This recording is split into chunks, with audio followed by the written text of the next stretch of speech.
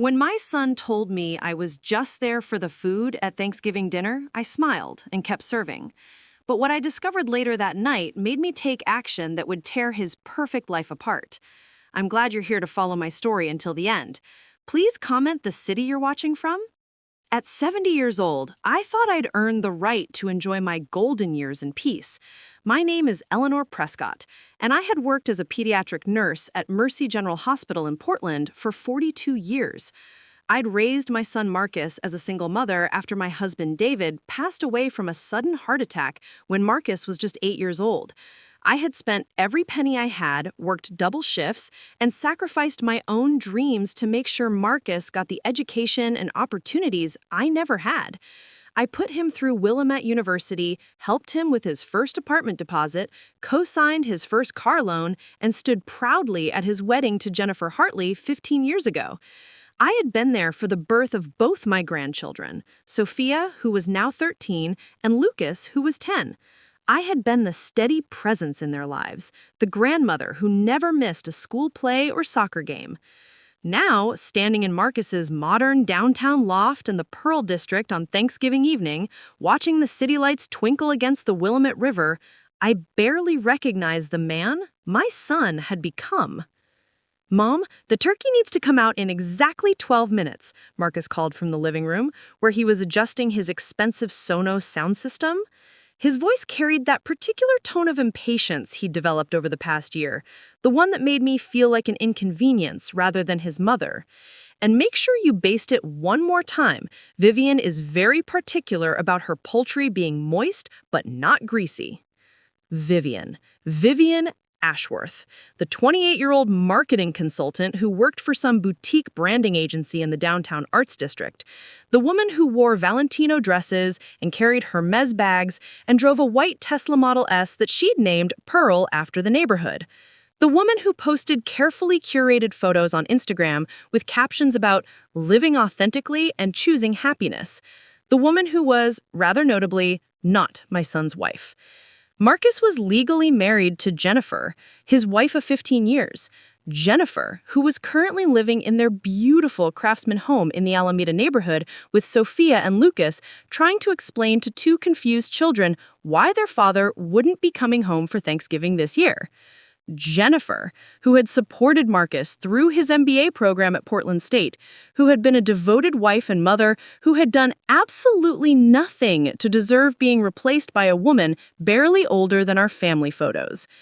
But here I was, in Marcus's bachelor pad that cost $4,500 a month, preparing Thanksgiving dinner like some kind of hired caterer, while my grandchildren ate whatever Jennifer could scrape together on her teacher salary. I adjusted the oven temperature and wiped my hands on the vintage floral apron I'd brought from home. My feet already ached from standing for the past 4 hours preparing the entire Thanksgiving feast that Marcus had insisted I cook. The kitchen was beautiful, all white quartz countertops and stainless steel appliances, but I had the sterile feeling of a showroom. There were no family photos, no children's artwork held up with magnets, no signs that a real family had ever existed here. "Your mother makes the best traditional Thanksgiving dinner," Marcus had told Vivian when he'd called me 3 weeks to extend the invitation. I'd heard her voice in the background, that light, musical laugh that sounded like wind chimes. "It'll be so much better than catering from Verta Cucina, and honestly, Mom loves to cook. It gives her something to do now that she's retired." I did love to cook, but I loved it when it was appreciated, when it was a gift, freely given, not a command performance for an audience that saw me as nothing more than free labor. When I cooked Sunday dinners for Jennifer and the kids, there were hugs and genuine thank yous. There was warmth and laughter and the feeling that I was contributing to something meaningful. This felt different. This felt like I was a prop in Marcus's new life, brought in to add a touch of authenticity to his and Vivian's pretend domesticity. The apartment door opened with a beep from the electronic lock, and Vivian swept in wearing a cream-colored cashmere wrap dress that probably cost more than my monthly pension check. Her honey blonde hair was styled in loose waves that looked effortless, but definitely required professional help. She wore heels so high and thin that I got vertigo just looking at them, some designer brand with red soles that I'd seen in magazine advertisements. She had the kind of beauty that came from expensive salons and personal trainers and regular spa treatments, all sharp cheekbones and calculated elegance. Everything about her screamed money and youth and the kind of confidence that comes from never having to worry about making rent. "Oh, good, you're still cooking," she said, not quite looking at me as she handed her coat to Marcus like he was a butler. The coat was Maximara, I noticed. I knew because Jennifer had once admired one in a Nordstrom window and mentioned wistfully that it cost 3 months of her grocery budget. I was worried we'd have to eat late. I have a very strict digestion schedule, and eating after 7:30 absolutely wreaks havoc on my gut health. "Everything will be ready at 7 sharp," I said quietly, checking the Brussels sprouts roasting in the lower oven. I had tossed them with olive oil, sea salt, and balsamic vinegar, exactly the way I'd been making them for 20 years. "Perfect. Marcus, Starling, did you remember to get the wine I wanted? The 2015 Chateau Margaux, not the 2016. The 2016 is far too young for a meal this rich. We need something with proper bottle age." I watched my son jump to attention like a trained dog, eager to please this woman who was young enough to be his daughter. This woman who had somehow convinced him to abandon everything he'd built, everyone who loved him, for the chance to play at being a sophisticated bachelor in a downtown loft. "I got it this morning from that wine shop on Northwest 23rd. The owner said it's at peak drinking age." "Wonderful. You're so thoughtful." Vivian kissed him on the cheek, leaving a perfect coral lipstick mark that she then wiped away with her thumb in a gesture that was somehow both intimate and dismissive. "Mom, set the table with the good china, the Bernard Louvre set that Vivian picked out. It's in the butler's pantry. And make sure the crystal is spotless. Vivian has a thing about water spots." Of course she does, I thought bitterly. I nodded and moved to the dining area, my hands trembling slightly as I pulled the expensive plates from their protective wrapping. Each dish probably cost more than I spent on groceries in a month. The pattern was simple but elegant, white with a delicate gold rim. Very sophisticated. Very unlike the cheerful fiesta ware that Jennifer collected, with its bright colors and cheerful imperfection. As I carefully arranged the table settings, measuring the distance between each plate with the precision of a geometry teacher, I could hear them in the living room. The loft had an open floor plan, all exposed brick and huge windows, so their voices carried clearly to where I worked. "Your mother seems so domestic," Vivian was saying, her tone suggesting that domestic was code for something less flattering. "It's sweet, really, like having a little grandmother around to do the cooking, very Norman Rockwell." Marcus laughed, the sound uncomfortable. "She's in her element in the kitchen, always has been. Honestly, I think it gives her purpose, Now that she's retired and doesn't have dad or a job to focus on, she needs projects. This makes her feel useful." Purpose. Useful. As if my entire existence was meant to serve him turkey and stuffing so he could impress his mistress. I carefully folded linen napkins, the kind that needed to be ironed, into elegant triangles and placed them on each plate. I arranged the silverware with mathematical precision. I polished wine glasses until they gleamed under the pendant lights hanging over the dining table. I created a centerpiece from the flowers I'd brought, white roses and burgundy dahlias that I'd purchased from the farmer's market that morning with my own money. Everything had to be perfect, not because Vivian deserved perfection, but because I refused to give her ammunition to criticize me in front of my son. By 6:45, I had created a Thanksgiving tablescape that could have been featured in Better Homes and Gardens. The table looked like something from a restaurant, complete with small menu cards at each place setting that Vivian had emailed me earlier in the week. "I like to know exactly what I'm eating. Please include all ingredients and preparation methods. I'm very conscious about what I put in my body." I had spent an hour creating those cards on my ancient home computer, printing them on cardstock I'd bought specially from Office Depot, trimming them with scissors because I didn't own a paper cutter. Dinner began at 7 o'clock exactly. I had spent the entire day cooking a feast that would have fed 20 people. A 20-pound herb-roasted turkey brined in apple cider and studded with fresh sage, homemade gravy made from the pan drippings, cornbread stuffing with sage and roasted chestnuts that I'd peeled by hand, sweet potato casserole topped with candied pecans and a brown sugar crust, green bean almondine with slivered almonds toasted in butter, buttered yeast rolls that I'd started at 5 that morning, and 3 different pies for dessert: pumpkin, apple, and a chocolate pecan pie that had been David's favorite. The food represented not just hours of labor, but significant expense.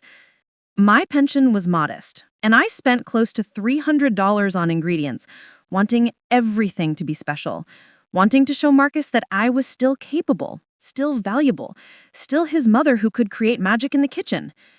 I had also, foolishly, hoped that maybe the familiar food would remind him of better times, of Thanksgivings when he was young, when it was just the 2 of us against the world, when he'd tell me I was the best cook in the whole world and mean it with his whole heart. As I began serving the food, carefully plating each dish with the attention of a professional chef, Vivian inspected everything with the intensity of a health inspector at a failing restaurant. She leaned forward, examining each item I placed before her with narrowed eyes. "Is there dairy in this?" she asked, pointing to the sweet potato casserole with one perfectly manicured nail painted in some trendy shade called ballet slipper. "Just a little butter in the topping," I replied, forcing my voice to remain pleasant and neutral. I'm doing a clean eating protocol right now. My nutritionist has me completely dairy-free. Dairy causes systemic inflammation and gut dysbiosis." She pushed the dish away without even tasting it, her nose wrinkling slightly as if I'd offered her poison.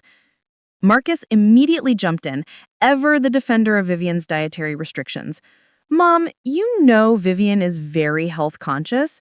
Maybe next time you could check with her before adding butter to everything. There are plant-based alternatives that work just as well." I bit my tongue hard enough to taste blood and continued serving.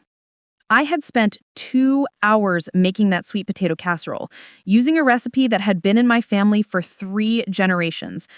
My grandmother had taught my mother, who had taught me, and I had planned to teach Sophia someday. But apparently, it caused gut dysbiosis, whatever that was. The turkey was pronounced too dry, despite the fact that the meat thermometer showed that it had been cooked to exactly 165 degrees, and the breast meat was visibly juicy. The stuffing had too much sage, though I'd used the exact same amount I'd used for 20 years. The cranberry sauce was too tart, though I'd added the precise amount of sugar the recipe called for. The green beans were overcooked, though they still had a perfect snap to them and bright green color. With each criticism, Marcus nodded in agreement, his eyes on Vivian like a student eager to please a demanding teacher. He never once defended the food I'd spent all day preparing, never once acknowledged the effort or expense of creating this meal, never once remembered that this was the same food he'd loved for his entire childhood, the food he'd requested specifically every year, the food that represented home and family and love. "Well, the presentation is lovely, at least," Vivian said with a condescending smile that didn't reach her eyes. You can tell she really tried. It's very traditional, like something from a 1950s cookbook. I sat down at the table only after everything had been served, taking the seat at the far end, away from Marcus and Vivian, who sat close together at the other end, like teenagers in love. They shared a side of the table, their chairs angled toward each other while I sat alone at the opposite end like an afterthought. The seating arrangement told me everything I needed to know about my place in this new hierarchy. My plate was nearly empty. I'd been so focused on serving them that I'd barely saved any food for myself. Just a small slice of white meat, a spoonful of stuffing, a few green beans. My appetite had disappeared somewhere between too dry and gut dysbiosis. "Shall we go around and say what we're thankful for?" I suggested, trying desperately to salvage some sense of tradition from this uncomfortable evening, to inject some meaning into this hollow performance of family. "It's what we've always done on Thanksgiving." Vivian laughed, a tinkling sound like expensive wind chimes that grated on my nerves like sandpaper. How quaint. Yes, let's. I love quirky traditions. I'll start. She placed her hand over Marcus's, her diamond tennis bracelet catching the light. The bracelet was new, I noticed. I wondered who had paid for it. I'm thankful for this amazing man who showed me what real passion looks like, who wasn't afraid to reach for happiness even when society tried to trap him in a conventional, suffocating marriage, who chose authentic love over social expectations. My stomach turned. She was talking about Jennifer. Sweet, kind Jennifer who had loved my son with her whole heart. Jennifer who had supported him through graduate school, working 2 jobs so he could focus on his studies. Jennifer who had raised his children with patience and grace. Jennifer who had been a loving wife for 15 years before Marcus decided she wasn't exciting enough anymore. Before he decided that comfort and stability were less important than whatever thrill Vivian provided. I'm thankful for Vivian, Marcus said, gazing at her with puppy dog eyes that would have been sweet if they weren't so pathetic. For showing me that life is too short to settle, that I deserve to be with someone who truly understands my ambitions and matches my energy level. Someone who pushes me to be better, to want more, to not just accept mediocrity. Mediocrity. He was calling his marriage to Jennifer, his family, his children, mediocrity. They both turned to me expectantly, waiting for my contribution to their self-congratulatory fest. I took a slow breath, choosing my words carefully. I'm thankful for family, I said, my voice steady despite the rage building in my chest. For the people who stand by you even when you make choices they don't understand. For grandchildren who need stability and love.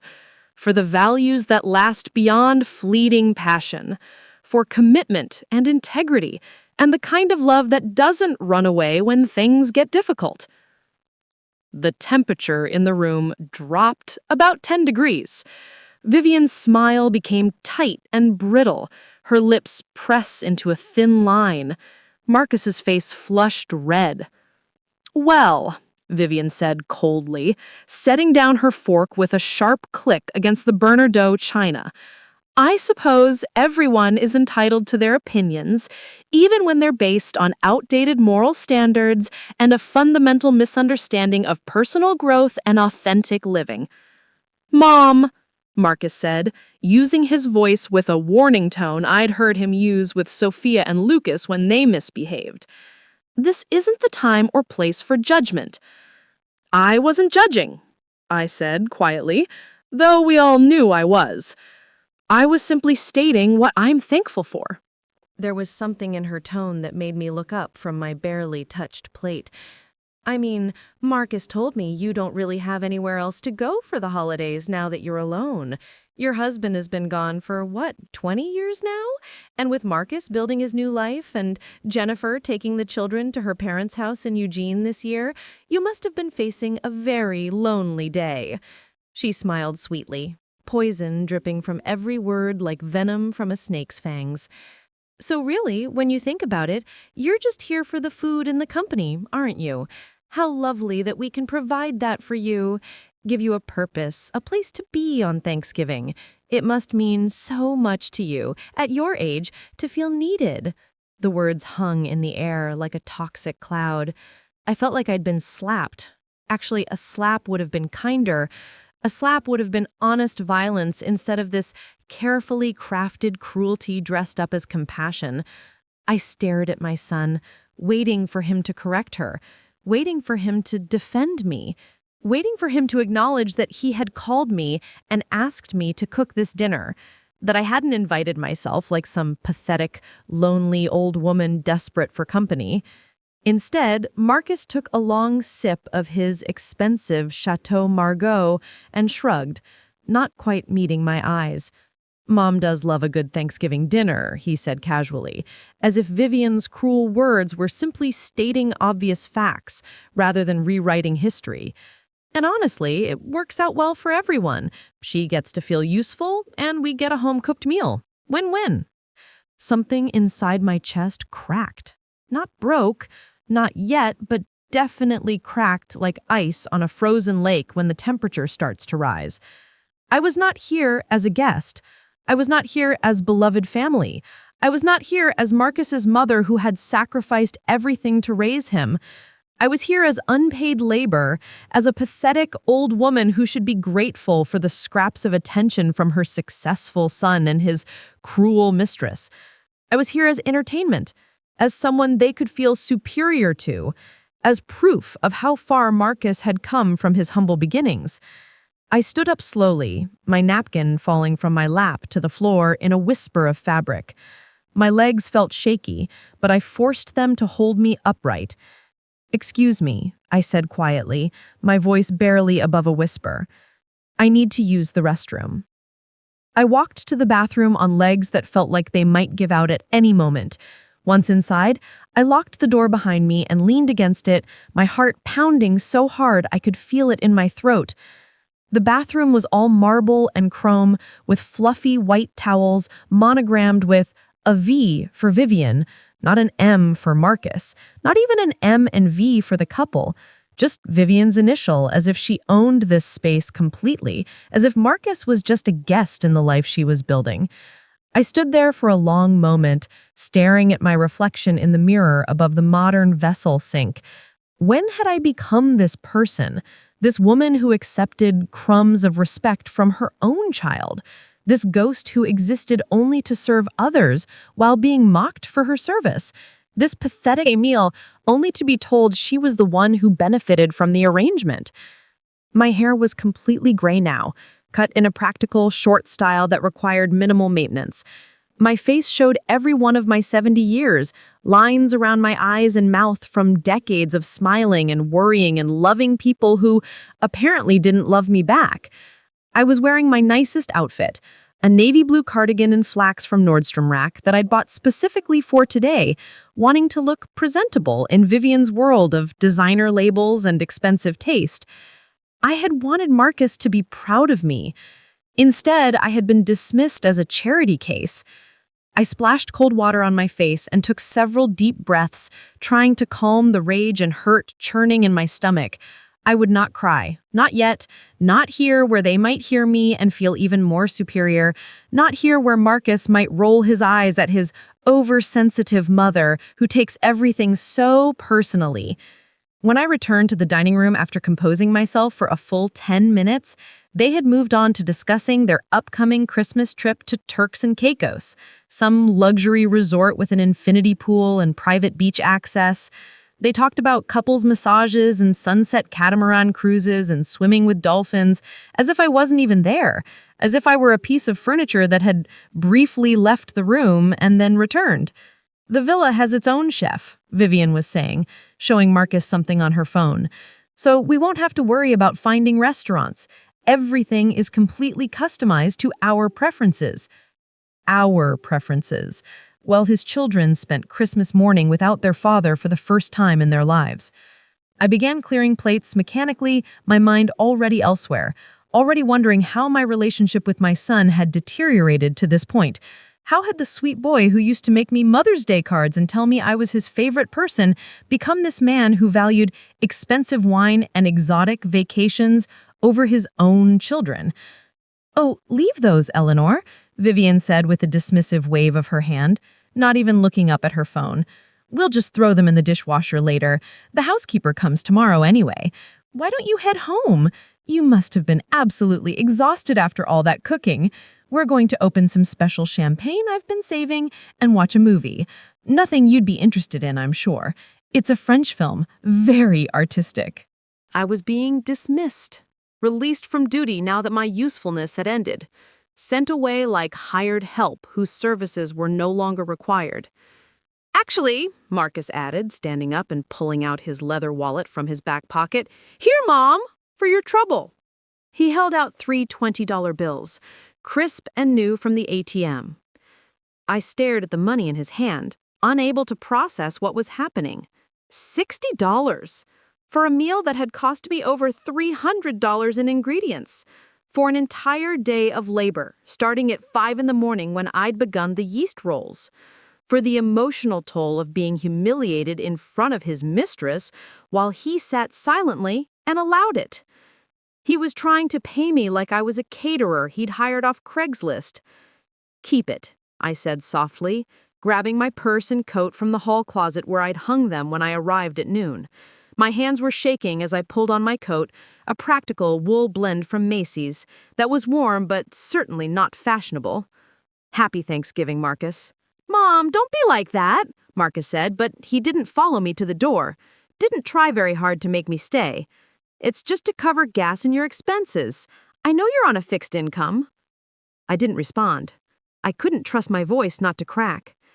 I was almost to the elevator, my finger on the button, when I heard Vivian's voice carrying clearly through Marcus's still open apartment door. She wasn't even bothering to lower her voice now that she thought I was leaving. Well, that was awkward. Is she always so sensitive? I mean, I was trying to be nice, acknowledging how nice it is that she has somewhere to go. "She'll get over it," Marcus replied, his voice muffled slightly by distance. "She always does. That's just how her generation is. They take everything so personally, can't handle honest feedback." The elevator arrived with a cheerful ding, the doors sliding open to reveal an empty car. I stepped inside and pressed the button for the lobby, watching through the closing doors as Marcus shut his apartment door without even glancing in my direction. I stood in the elevator, alone, tears finally streaming down my face as I descended from Marcus's expensive loft toward the parking garage where my 12-year-old Honda Civic waited. The elevator was mirrored, so I had to watch myself cry, had to see the broken expression on my face reflected back at me over and over. But along with the tears came something else, something harder and colder than grief. A determination to find out exactly what kind of man my son had become and what price he was paying for this new life he was so proud of. Because something didn't add up. Marcus was a mid-level project manager at Cascade Construction Management. I knew what he made because he'd told me last year when he was complaining about his salary during annual review time.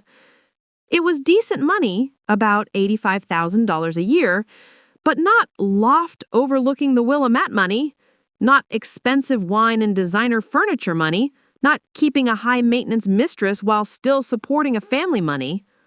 The math didn't work. Jennifer had told me months ago, during one of our secret coffee meetings at a cafe far from both their neighborhoods, that Marcus was late on child support payments, that he claimed money was tight because of legal fees from the divorce attorney, that she was struggling to keep up with the mortgage on the family home because his contributions had become unreliable. Yet here he was, living in a $4,500 a month loft, drinking $300 bottles of wine, planning Caribbean vacations at luxury resorts. As I drove home through the dark November streets, past houses lit up with warm lights and filled with families actually enjoying each other's company, I realized that I had been so focused on my own hurt feelings that I had missed the bigger picture. Where was all this money coming from? What was my son willing to do to maintain this lifestyle, and what secrets was he hiding behind his new relationship and his expensive apartment and his carefully curated social media presence? I thought about Jennifer's worried face when we'd met for coffee last month. How she'd mentioned that Marcus had asked her to sign some financial documents but wouldn't explain what they were for. How he'd told her it was just standard divorce paperwork, but had gotten angry when she wanted her lawyer to review them first. I thought about my grandchildren, confused and hurt by their father's absence, being told they couldn't afford new school clothes while their father posted Instagram photos of expensive restaurants and weekend trips to the coast. By the time I pulled into my parking spot at my modest apartment complex in Southeast Portland, my tears had dried and been replaced with steel determination. Tomorrow was Friday. The long Thanksgiving weekend stretched ahead of me. I had nothing but time. Time to start asking questions. Time to start looking into exactly what Marcus was doing with his money, his life, his choices. Time to find out the truth. Because I was done being the useful old woman who existed only to serve and then be dismissed. I was done being invisible. I was done accepting whatever scraps of attention my son felt like throwing my way, while he built his new life on foundations I suspected were far shakier than they appeared. It was time for Eleanor Prescott to stop crying and start investigating. And when I found out what Marcus was hiding, because I was certain now that he was hiding something, he would learn that his mother wasn't nearly as helpless or as stupid as he seemed to think. I was just here for the food, was I? We'd see about that. I didn't sleep that night. Every time I closed my eyes, I heard Vivian's voice. You're really just here for the food and the company, aren't you? And Marcus's casual agreement. She gets to feel useful and we get a home-cooked meal. Win-win. My small one-bedroom apartment in the Woodstock neighborhood felt even smaller than usual as I lay in bed, staring at the ceiling, watching the headlights from Division Street cast moving shadows across the plaster. The walls were thin enough that I could hear my neighbor's television through the wall, some late-night talk show with canned laughter that felt like mockery. I had lived here for 8 years, ever since I'd sold the house in Selwood where I'd raised Marcus. The house had become too much for me to maintain alone, too many memories in every corner, too much yard work and repairs for a woman living on a pension. The apartment was practical, affordable, close to the bus line, but it had never felt like home the way that house had. Around 3 a.m, I gave up on sleep and made myself a cup of chamomile tea.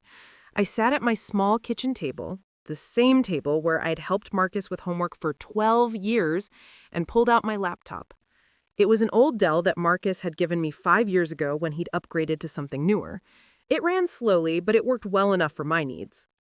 I opened Facebook, something I rarely did anymore. Social media had become a minefield of other people's perfect lives, their vacation photos and grandchildren visits and happy families. But tonight, I needed information.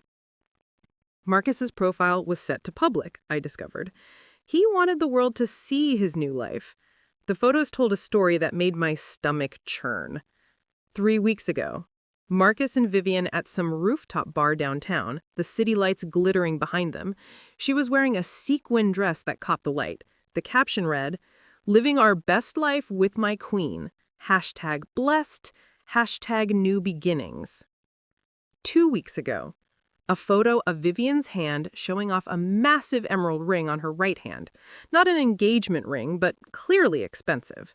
The caption, "When he surprises you just because. #spoiled. #lucky girl." Marcus had commented, "Only the best for you, babe." 10 days ago, the two of them at some fancy restaurant, the kind with cloth napkins and wine lists. I recognized it from a review I'd read in Willamette Week, a new place called Constellation that had a 3-month waiting list and entrees that started at $65. The caption, "Anniversary dinner at the most incredible restaurant. 6 months of pure magic. #soulmate. #worth the wait." I did the math. 6 months ago was May.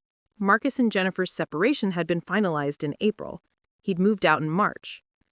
So he'd been with Vivian for at least 9 months, possibly longer if they'd been seeing each other before the separation. I scrolled further back, looking for clues. There were photos from a weekend trip to Cannon Beach in September, staying at the Stephanie Inn, which I knew cost at least $500 a night. Photos from a concert at the Arlene Schnitzer Concert Hall in August, their seats close enough to the stage that I could see the ticket prices in my mind, probably $200 each. Photos from July showing them at some kind of wine tasting event in the Willamette Valley, surrounded by bottles that cost more than my weekly grocery budget. Every photo showed the same thing: expensive experiences, designer clothes, luxury lifestyle. And every photo had Marcus looking happier than I'd seen him look in years, gazing at Vivian like she had hung the moon and stars personally for his enjoyment. But there were no photos of Sophia and Lucas, not one. It was as if his children didn't exist in this new life he was building. I clicked over to Jennifer's profile, which was locked down to friends only. But her profile picture showed her with both kids at what looked like Lucas's soccer game, all three of them smiling despite everything. The picture had been updated 2 weeks ago. Jennifer looked tired, I noticed. There were shadows under her eyes that hadn't been there before. I knew I shouldn't, but I sent her a message anyway. Jennifer, it's Eleanor. I hope you and the kids had a good Thanksgiving. I had dinner with Marcus and Vivian last night. We need to talk. Can we meet for coffee tomorrow? There are some things I need to ask you about Marcus's finances. I'm worried about something. I hit send before I could talk myself out of it. Then I continued my research. I Googled Vivian Ashworth and found her LinkedIn profile immediately. She worked at a boutique marketing agency called Luminous Brands Collective as a senior brand strategist. According to her profile, she'd graduated from the University of Oregon just 6 years ago with a degree in communications. She'd worked at 3 different companies since then, never staying anywhere longer than 18 months. Her Instagram was public, a carefully curated gallery of aspirational lifestyle content, photos of green smoothies and yoga poses and designer handbags, sponsored posts for skincare brands and athleisure brands. She had 47,000 followers. I clicked through her tagged photos and found several that Marcus had posted. But I also found something interesting. Photos from 8 months ago where she'd been tagged at various expensive restaurants and events, but Marcus wasn't in any of them. Instead, there was another man, someone who looked to be in his 50s, well-dressed, clearly wealthy based on the settings. The photos stopped abruptly in March, right when Marcus had moved out of his family home. I made a note of the man's name from the tags, Garrett Pemberton. Another Google search revealed that he was a real estate developer in Portland, married with 3 grown children, owner of Pemberton Development Group. A married real estate developer, just like Marcus was a married construction project manager when Vivian had presumably started seeing him. A pattern was emerging, and I didn't like it at all. By the time the sun started rising over Mount Tabor, painting my apartment in shades of pink and gold, I had filled 3 pages of a notebook with observations and questions. But the biggest question remained unanswered. Where was Marcus getting the money to fund this lifestyle? His salary at Cascade Construction Management couldn't possibly cover it. I'd worked in healthcare administration long enough to understand budgets and expenses. Even if he was being irresponsible and putting everything on credit cards, the math didn't add up. The loft alone was $4,500 a month. Add in utilities, car payment, insurance, his share of child support, and the mortgage on the family home, and he should be barely scraping by, not drinking $300 wine and buying emerald rings. My phone buzzed with a text message. Jennifer. Eleanor, yes, please. Can you meet at Coffee Corner on Hawthorne at 10 a.m.? I've been worried too. There's something I need to show you. I texted back immediately, I'll be there. I spent the next 3 hours trying to keep myself busy. I showered, changed into clean clothes, made myself eat some toast even though my stomach was in knots. I arrived at Coffee Corner 15 minutes early and ordered a drip coffee I didn't really want, just to have something to do with my hands. Jennifer arrived exactly at 10, looking even more exhausted than her profile picture had suggested. She was wearing jeans and a Portland Trailblazer sweatshirt, her brown hair pulled back in a messy ponytail. She had lost weight, I noticed, and not in a healthy way. Her clothes hung loose on her frame. Eleanor, she said, hugging me tightly. I felt her shaking slightly.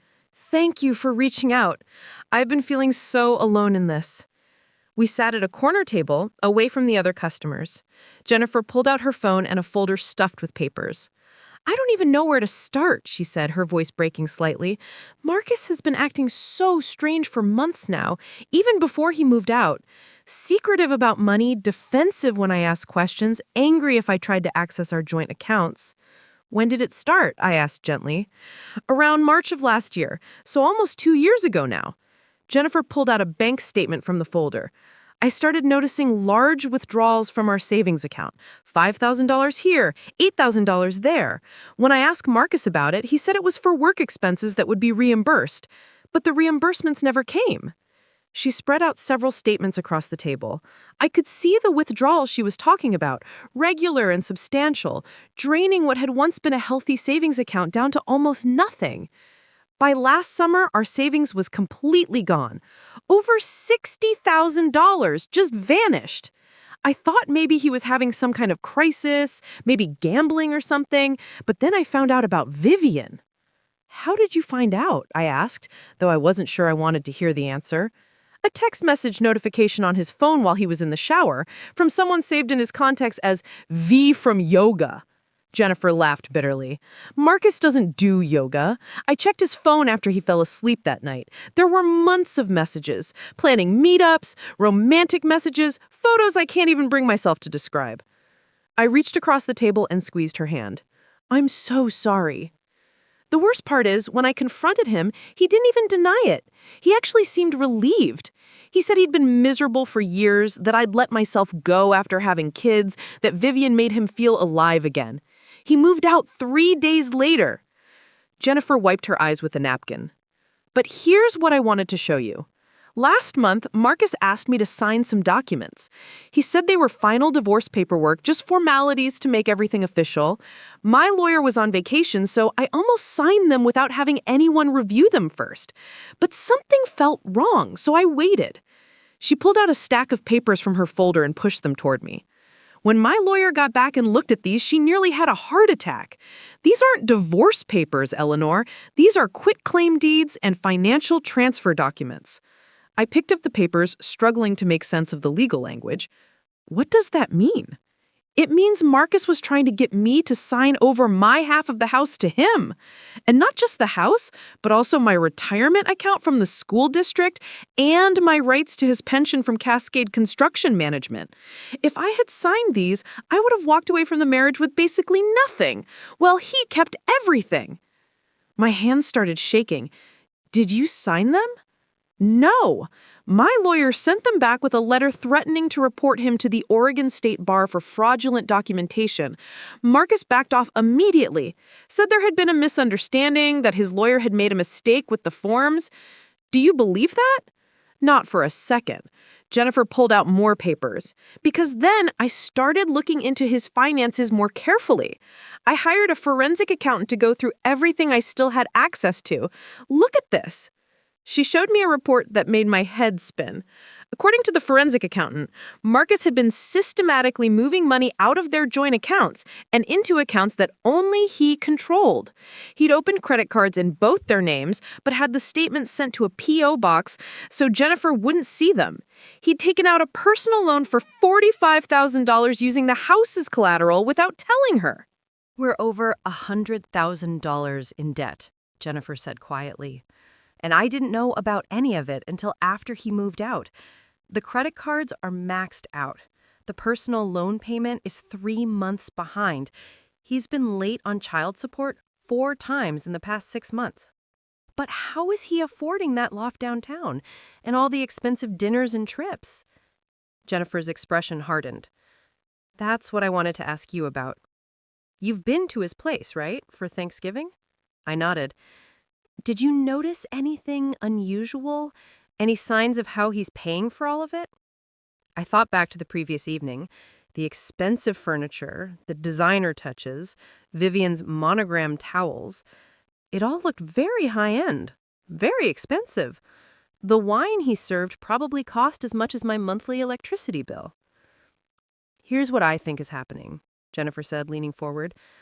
I think Vivian is bankrolling the whole thing. I did some research on her. Did you know she was seeing a married real estate developer before Marcus? A man named Garrett Pemberton? I saw photos of them together on Instagram, I confirmed. Pemberton is worth millions. He owns half of the commercial real estate in the Pearl District, and conveniently, his company listed a bunch of properties for sale right around the time that Vivian and Marcus got together. I can't prove anything, but I think she got some kind of payout from Pemberton when that relationship ended. It made a horrible kind of sense. So you think she's using that money to support Marcus? I think she's using that money to control Marcus, to make him dependent on her, to make him feel like he needs her to maintain this lifestyle. Jennifer's voice was bitter.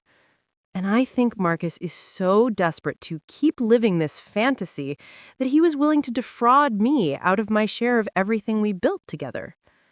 I sat back in my chair, feeling sick. What are you going to do? My lawyer is handling the divorce now. We're going after everything. The house, the retirement accounts, child support enforcement, all of it. Marcus's lawyer keeps trying to negotiate, offering me settlements that are way below what I'm entitled to, but I'm not backing down.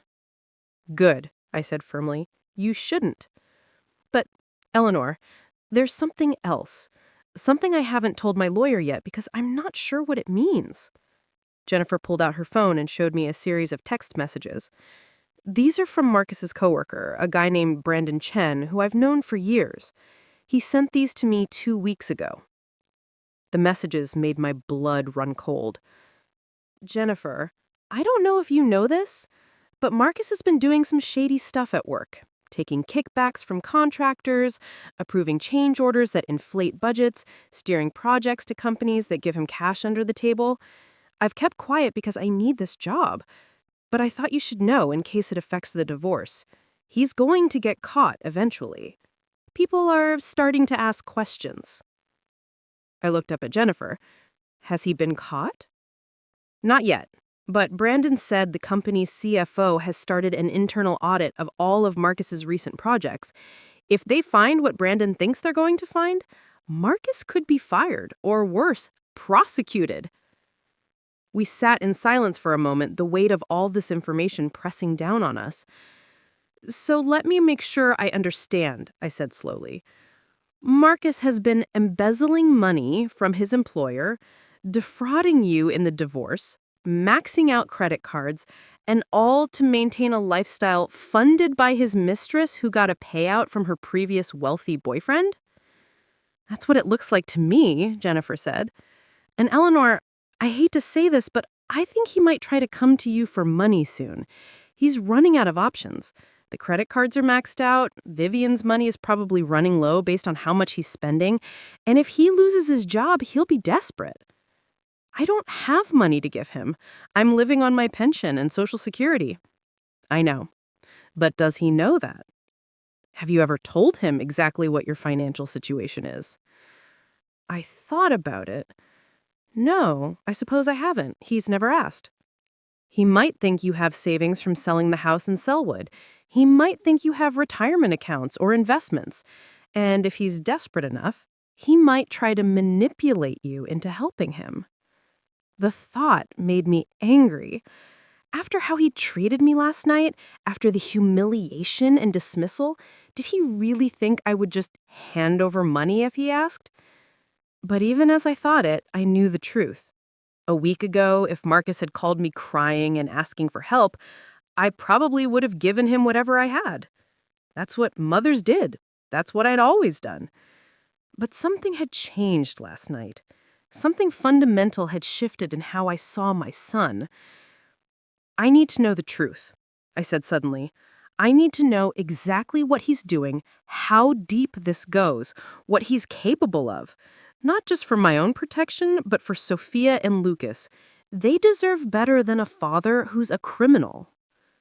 Jennifer nodded. What are you thinking? I'm thinking that Marcus sees me as a harmless old woman who's just there for the food and company. He thinks I'm too stupid or weak to figure out what he's really doing. That might actually work in our favor. I want to find out the truth, and I think I know where to start. I pulled out my phone and opened the photos I'd taken last night when I'd been setting up Marcus's dining room. I'd photographed the table settings for my own records, wanting to remember how I'd arranged everything. But in the background of several photos, I could see Marcus's home office area, a desk with papers spread across it. I zoomed in on one photo. The papers were blurry, but I could make out what looked like financial documents. Bank statements, maybe? He's careless, I said. He doesn't think anyone is paying attention. That's his weakness. Jennifer looked at the photo, then at me. Eleanor, what are you planning? I'm planning to be the useful old mother he thinks I am. I'm going to apologize for being oversensitive on Thanksgiving. I'm going to offer to host Christmas dinner. I'm going to be so helpful and accommodating that he won't think twice about having me around. And while you're being helpful, I'm going to pay attention. I'm going to look at those papers on his desk. I'm going to listen to his phone conversations. I'm going to figure out exactly what he's done and who else might be involved. I met Jennifer's eyes, and when I have enough evidence, I'm going to make sure he faces consequences. Jennifer was quiet for a long moment. Then she reached across the table and gripped my hand. Be careful. If Marcus really is involved in fraud and embezzlement, he might be dangerous if he feels cornered. He's my son, I said. He's not going to hurt his own mother. But even as I said it, I remembered the coldness in his eyes last night when he'd offered me $60 like I was hired help. I remembered how easily he'd agreed with Vivian's cruel assessment of me. Maybe I didn't know my son as well as I thought I did. Maybe the Marcus I'd raised was already gone, replaced by this stranger who valued money and status over family and integrity. Jennifer and I talked for another hour, sharing information and making plans. She gave me copies of the forensic accountant's report and the fake documents Marcus had tried to get her to sign. I promised to keep her updated on anything I discovered. As I drove home, my phone rang. Marcus's name appeared on the screen. I let it ring 3 times before answering, trying to sound neutral. Hello? Mom, look, about last night. Vivian feels bad about what she said. She didn't mean to upset you. She was just trying to be nice, acknowledging that you don't have family dinners anymore now that it's just you. Not an apology, not an acknowledgement that what had happened was wrong, just an excuse. I understand, I said carefully, playing the role of the forgiving mother. I may have been oversensitive. It was a long day, and I was tired. I could hear the relief in his voice. Yeah, exactly. You know how you get when you're tired, Mom? A little emotional. Condescending, dismissive. But I swallowed my anger. I was thinking, maybe I could make it up to you and Vivian. I could host Christmas dinner at my place. Nothing fancy, just a nice family meal. I'd love to do something special for you both. There was a pause. Christmas dinner? I don't know, Mom. Vivian and I are pretty busy during the holidays. We have a lot of parties and events. Of course, but maybe Christmas Eve? Just a quiet dinner, the 3 of us? I promise I'll check with Vivian about all her dietary restrictions first. Another pause. I could practically hear him calculating whether it was worth the free meal. Let me check with Vivian and get back to you, he said finally. Perfect. And Marcus, I love you. I know I don't say it enough, but I'm proud of you and the life you're building. The lies tasted like ash in my mouth, but they were necessary. Love you too, Mom, he said, the words automatic and empty. I'll call you about Christmas. After we hung up, I sat in my parked car outside my apartment building and allowed myself one moment of pure grief. Grief for the son I'd lost, for the relationship that had died somewhere along the way, for the grandmother who wouldn't be spending Christmas with her grandchildren because their father was too busy attending parties with his mistress. Then I wiped my eyes, straightened my shoulders, and went inside to start planning. If Marcus thought I was just a harmless old woman who was there for the food, he was about to learn a very expensive lesson about underestimating Eleanor Prescott. I spent the rest of the day creating a detailed plan. I made lists of what I needed to find out, the full extent of Marcus's financial crimes, who else was involved, where the money was going, what evidence existed that could be used against him. I also made a list of my own assets and resources. My pension was modest but steady. I had about $15,000 in savings from the sale of the Seldwood house. I owned my car outright. I had no debt. I was living simply, well within my means. But more importantly, I had something Marcus had lost: integrity. And I had something he didn't value: The patience and determination of a woman who raised a child alone, worked 2 jobs to make ends meet, and survived more hardships than he could imagine. I had been a nurse for 42 years. I knew how to pay attention to details, how to spot things that didn't belong, how to follow protocols, and document everything carefully. Those skills were about to become very useful. That evening, I got a text from Marcus. "Christmas Eve works at 6 p.m. at your place? She's vegan now, BTW. No animal products at all." I texted back, "Perfect. I'll make it special. Can't wait to see you both." Then I opened my laptop and started researching. I looked up Oregon laws about fraud and embezzlement. I researched what constituted evidence in financial crimes. I read about whistleblower protections and how to report corporate misconduct. I also created a new email account under a fake name and signed up for access to public records databases.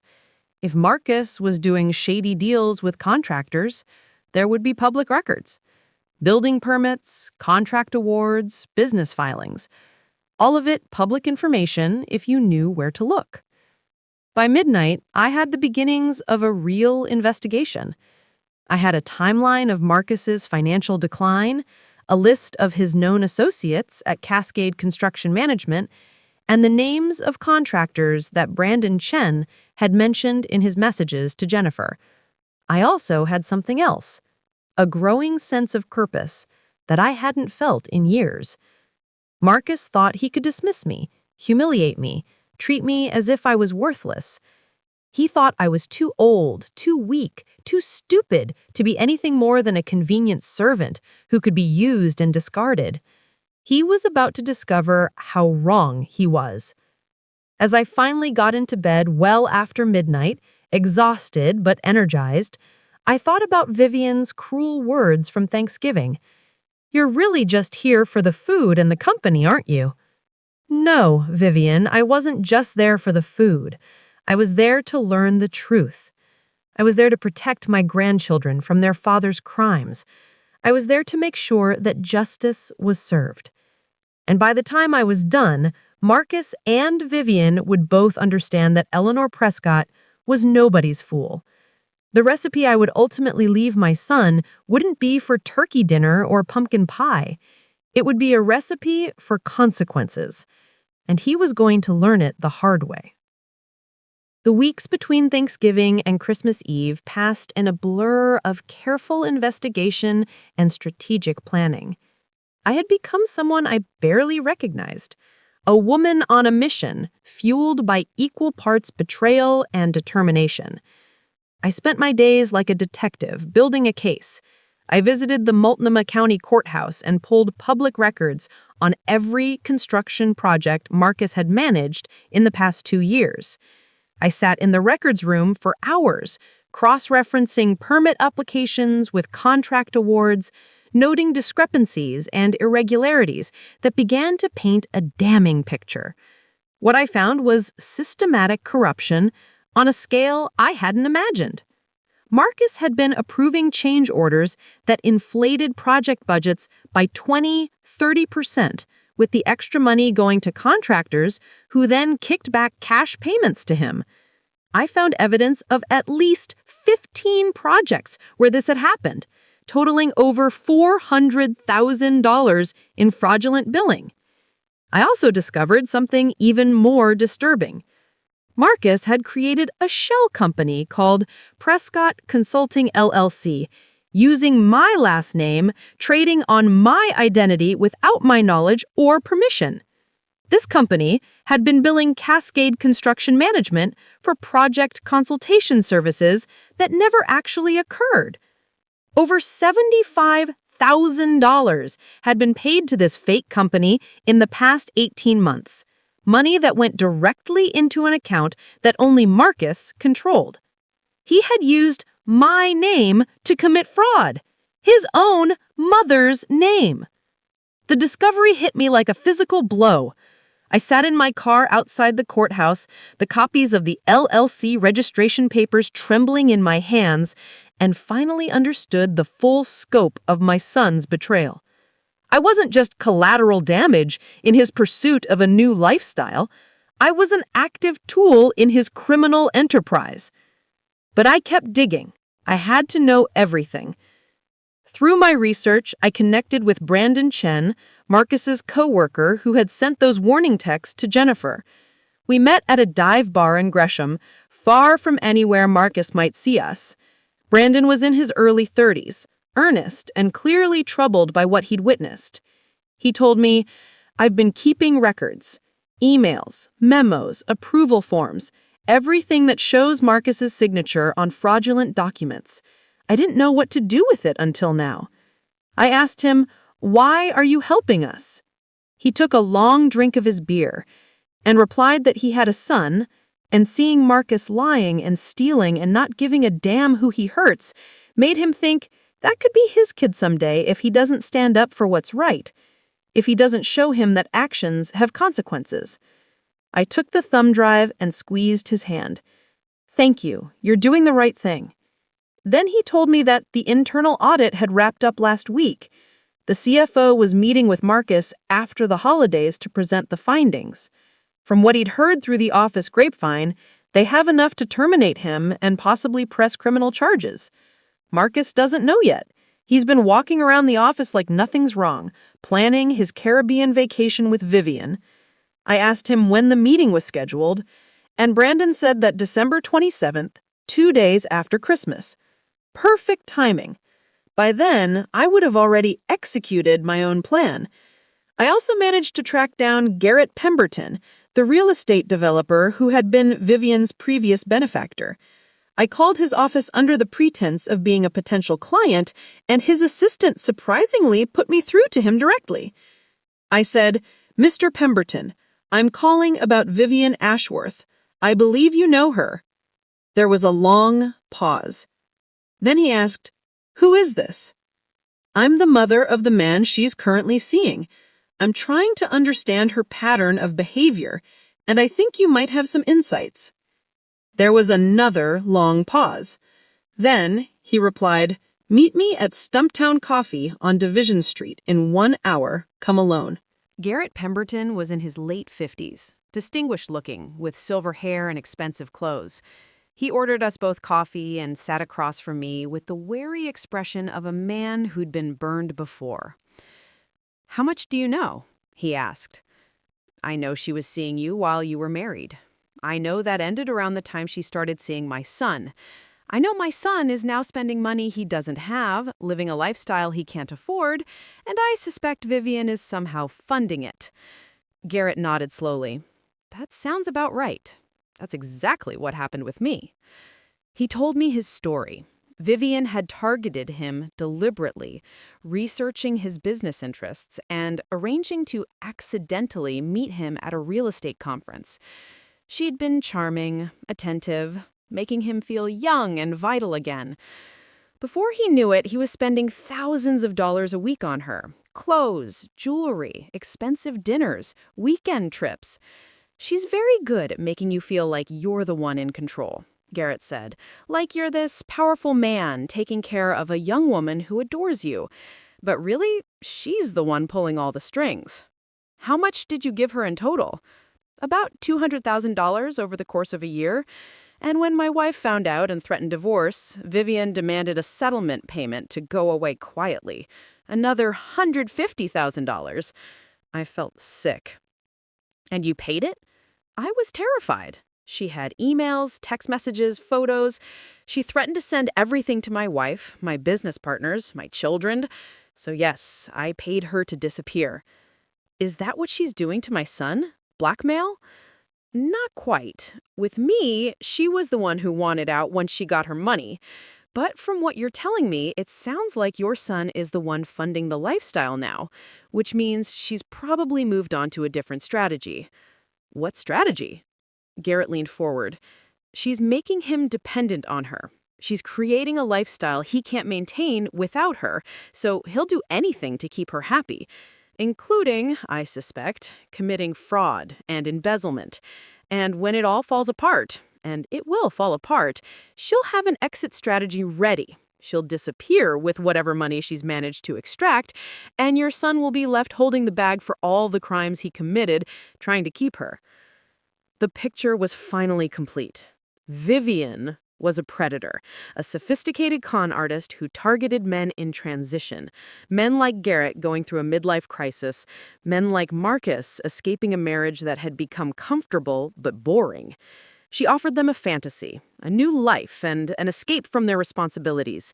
And in return, they gave her everything.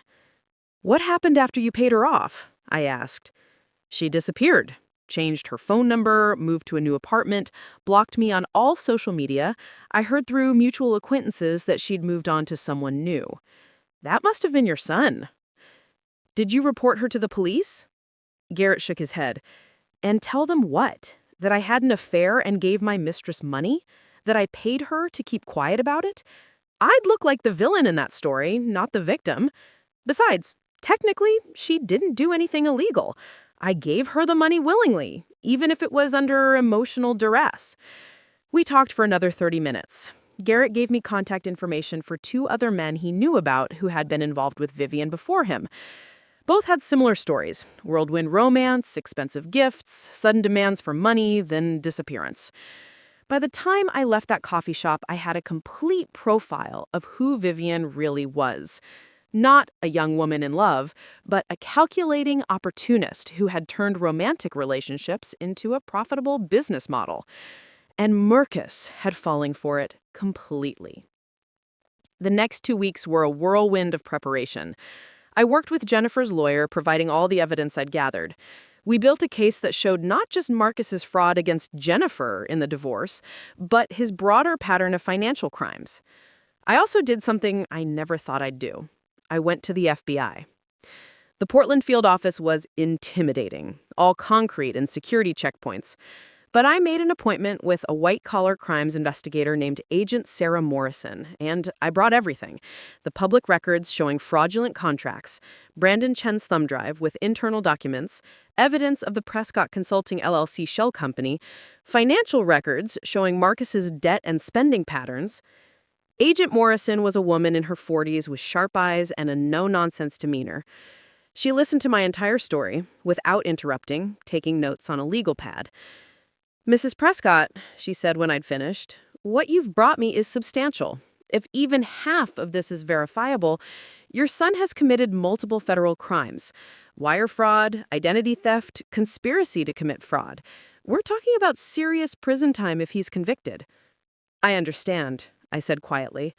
"He's my son, and I love him, but he's hurt innocent people, and he needs to face consequences. Are you willing to testify if this goes to trial?" I thought about Sophia and Lucas, about the kind of grandfather I wanted to be for them, about the values I wanted to model, even when it was hard. Especially when it was hard. "Yes," I said, "I'll testify." Agent Morrison promised to open an investigation. She said it would take time, but with the evidence I'd provided and Brandon Chen's cooperation, they had enough to start building a case. As Christmas Eve approached, I felt a strange calm settle over me. Everything was in motion now. The wheels of justice were turning. All that remained was one final confrontation, not for revenge, but for closure. I spent Christmas Eve day preparing a meal that was nothing like the Thanksgiving feast I'd slaved over. This time, I made simple vegan dishes that required minimal effort: roasted vegetables, quinoa salad, lentil soup. I set the table with my everyday dishes, not my nice china.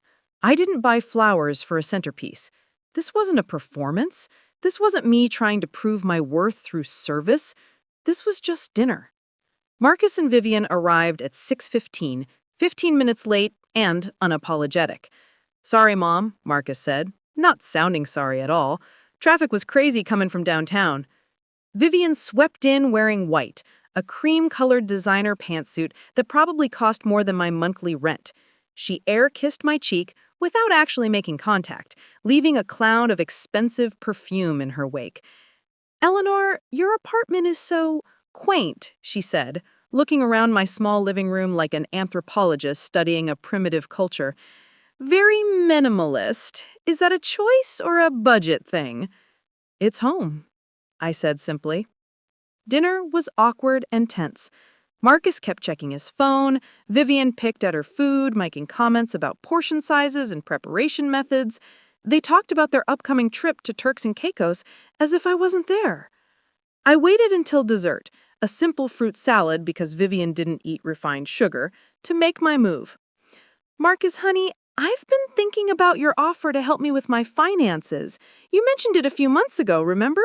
You said you could help me organize my retirement accounts and make sure everything was in order? He looked up, suddenly interested. Oh yeah, absolutely. I'd be happy to help with that, Mom. Wonderful. I was also wondering if you could explain something to me. I got a notice from the State Business Registry about a company called Prescott Consulting, LLC. They said I was listed as the registered agent, but I don't remember setting up any company. Do you know anything about that? The color drained from Marcus's face. What? No, that must be some kind of mistake. That's what I thought. So I went down to the courthouse to sort it out, and that's when I found all these interesting documents. Contracts with Cascade Construction Management, invoices for consulting services, payment records. I pulled out the folder I had been keeping beside my chair. It's the strangest thing, Marcus. Someone has been using my name to bill your company for over $75,000 in fake services. Marcus stood up so fast his chair tipped backward. Mom, I can explain. Can you? Because I've been trying to understand it myself. I've been trying to understand how my son could use his own mother's identity to commit fraud. How he could steal from his employer, steal from his wife, steal from everyone who ever trusted him. Vivian was looking between us with wide eyes, clearly confused about what was happening. You don't understand, Marcus said, his voice rising. I was in a tight spot. I needed money to get started with Vivian to show her I could provide the life she deserves. The life she deserves? I stood up too, my voice calm but firm. What about the life your children deserve? What about the life Jennifer deserves after supporting you for 15 years? What about basic honesty and integrity? This is none of your business, Mom. You're just bitter because you've never had anything. You're jealous of what Vivian and I have together.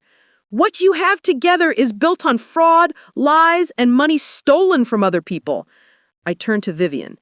Did you know that Marcus has been embezzling from his company, that he's over $100,000 in debt, that he's facing criminal charges after the holidays? Vivian's perfectly made-up face went pale. What is she talking about, Marcus? She's lying. She's a bitter old woman who can't stand to see me happy. I have documentation. I pulled out more papers from my folder. Bank statements showing debt, public records showing fraudulent contracts, emails from his coworker detailing the embezzlement scheme, and I've given it all to the FBI.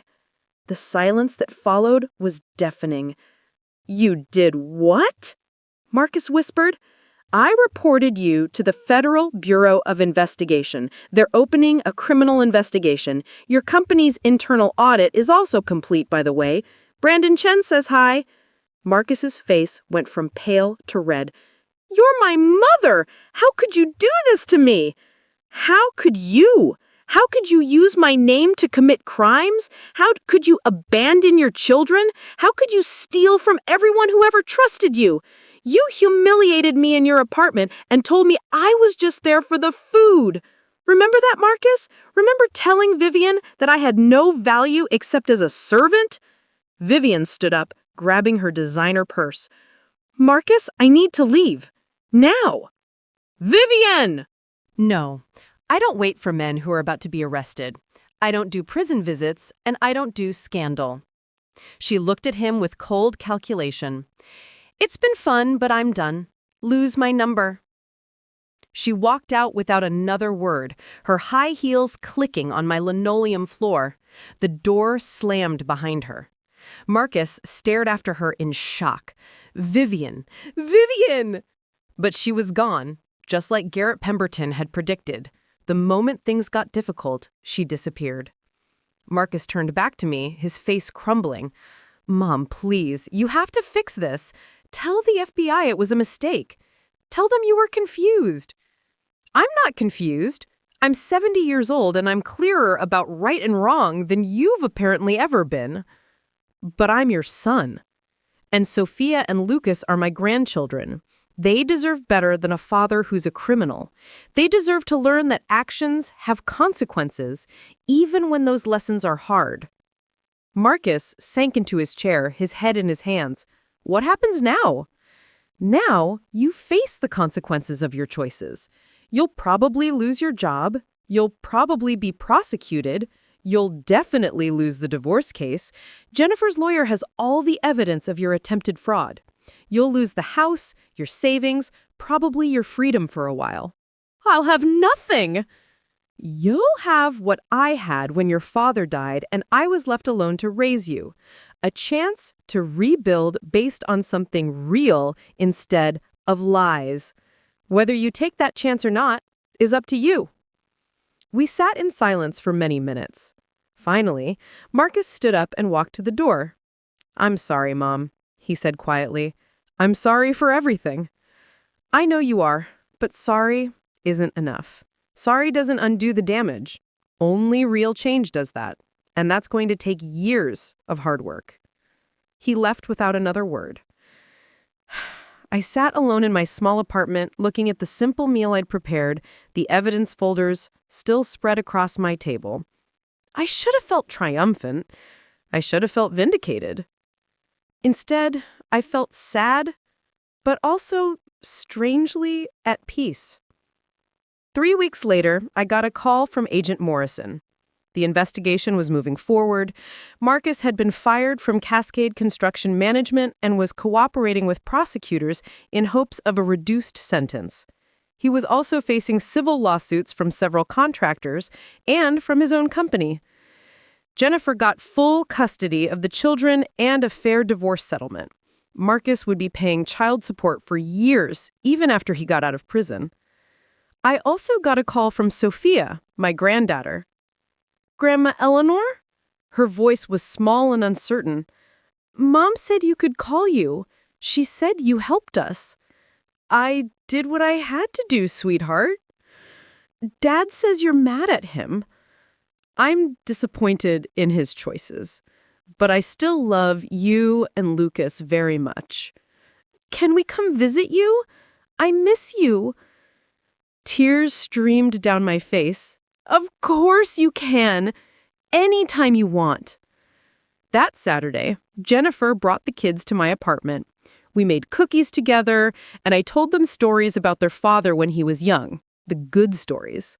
The ones about the kind, honest boy I'd raised before he'd lost his way. I didn't tell them the details of what his father had done. That wasn't my place. But I did tell them something important. I said, "Your dad made some very bad choices, and now he has to face the consequences of those choices. But you two, you get to make your own choices. You get to decide what kind of people you want to be." Lucas, who was only 10, looked up at me with serious eyes. "Will you help us make good choices, Grandma?" "Every single day," I promised. On Christmas Day, the actual holiday, I had a quiet dinner with Jennifer, Sophia, and Lucas. We ate the leftovers from the vegan meal I'd made for Marcus, and nobody complained about the seasoning or the texture or anything else. Instead, they thanked me. They hugged me. They told me they loved me. And I realized something profound. I had spent so many years trying to earn Marcus's love and approval through service, through sacrifice, through making myself useful.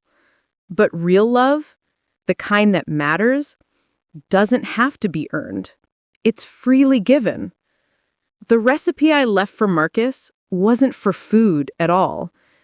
It was a recipe for consequences. Start with lies and fraud.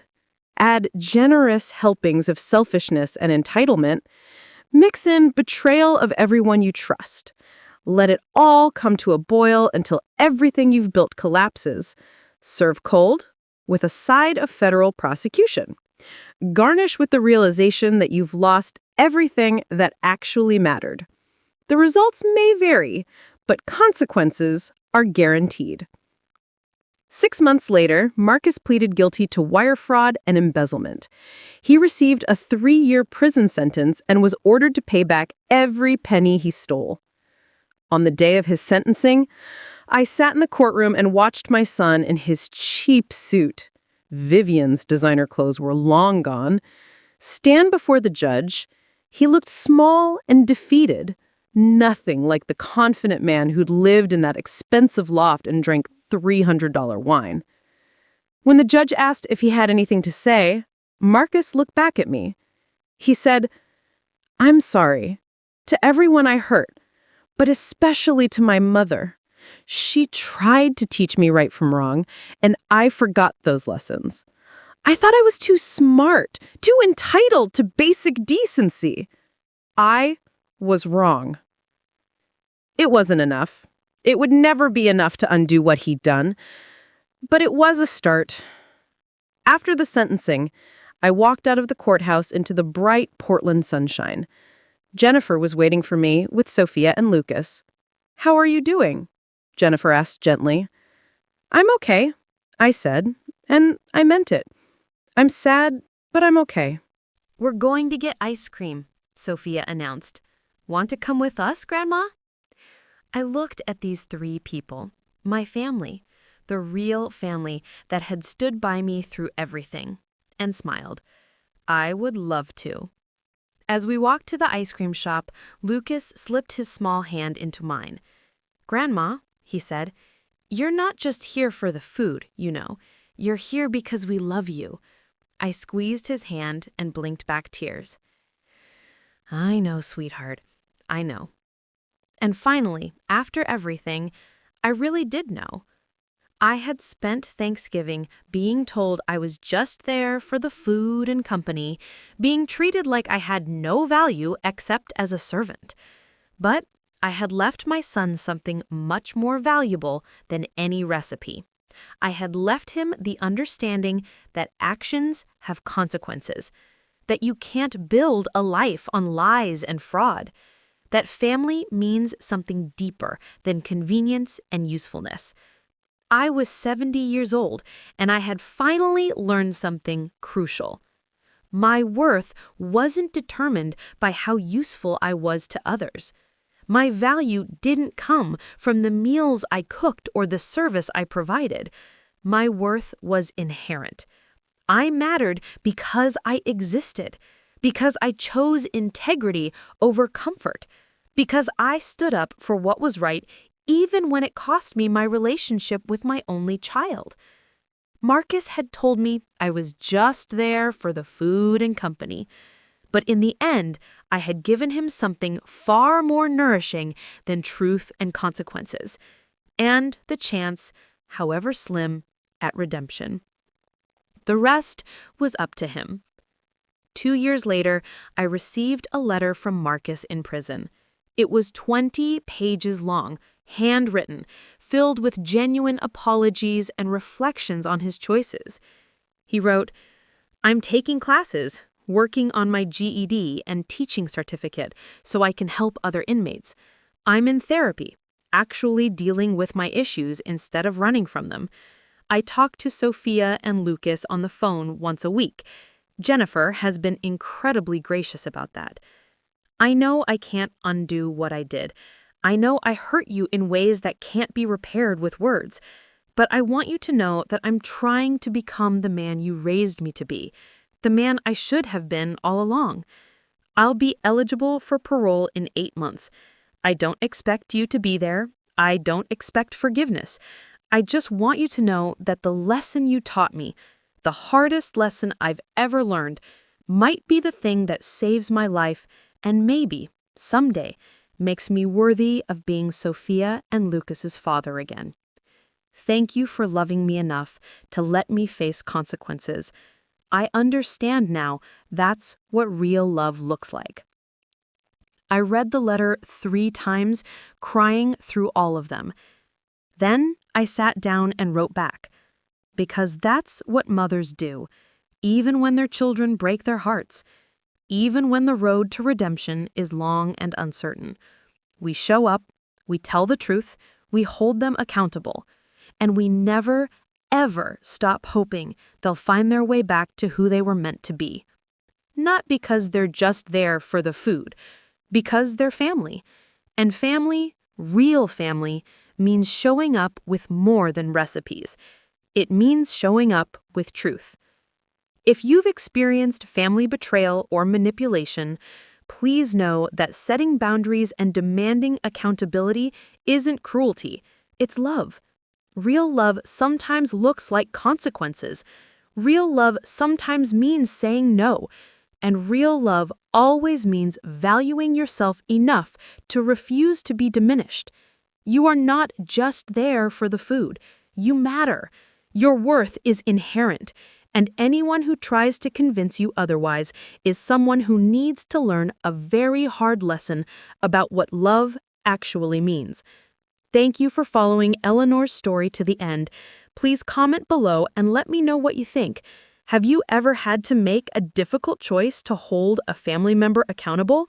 How did it turn out? And don't forget to check out my other stories on the channel. Your support means everything.